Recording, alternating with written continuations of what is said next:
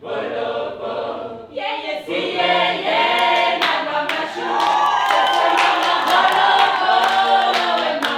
a démarré il y a 2 semaines et on a démarré sur 6 projets différents, sur 6 créations différentes.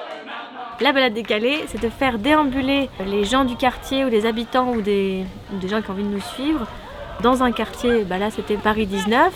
Nous on a tout un parcours avec des points de rendez-vous où on fait vivre une balade un peu sensorielle, émotionnelle aux personnes qui nous accompagnent.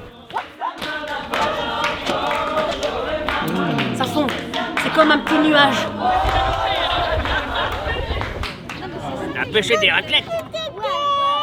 La place des impossibles possibles, il y a 6 stands immersifs. Le public est invité dans cette sorte de petit village où à la fois il y a de la mer, à la fois il y a de la montagne. Il est invité à manger du fromage, il est invité à traire des vaches, il est invité à être sur la plage avec la sirène. Là-haut sur la montagne, Quelqu'un a laissé quelque chose.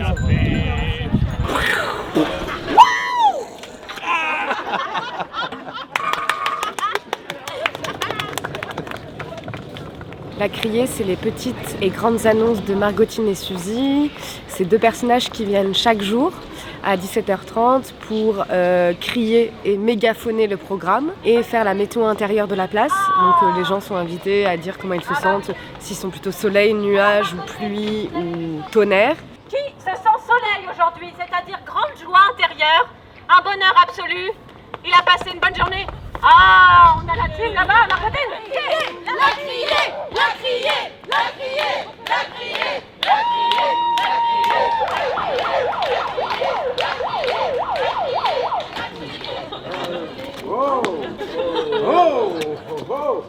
La Brigade des Brèches, c'est une déambulation burlesque et plastique qui consiste à insérer des fragments de dégradés de couleurs dans les brèches de la ville. En faisant ça, nos personnages ouvrent des portes pour laisser s'infiltrer le monde du rêve et de l'absurde et de la poésie à l'intérieur de l'espace public.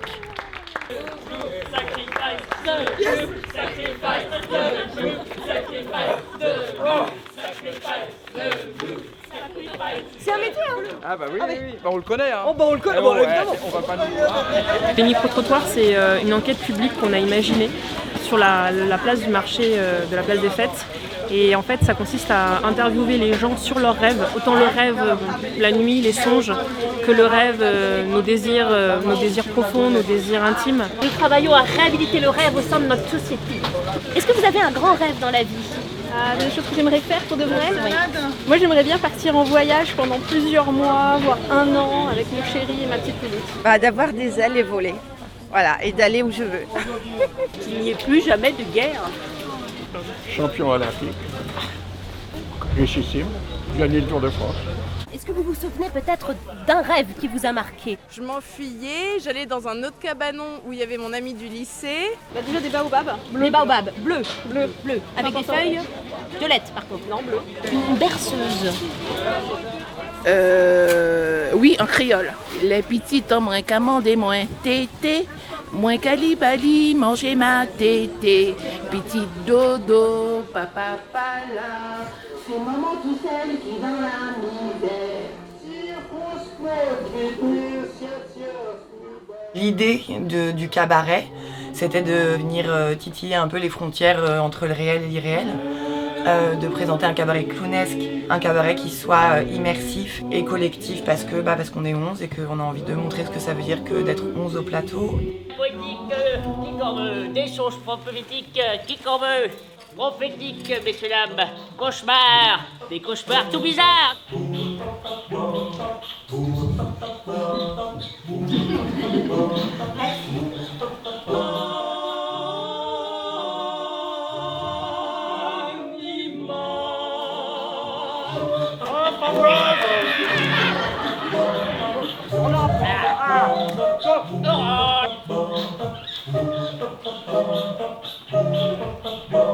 ces objets qu'on a connus, à qui peuvent-ils appartenir?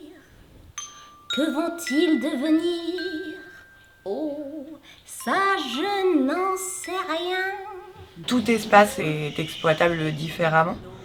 et il est complètement réapplicable ailleurs, ce cabaret, mais différemment aussi, parce que comme aucun espace se ressemble, aucun spectacle se ressemble.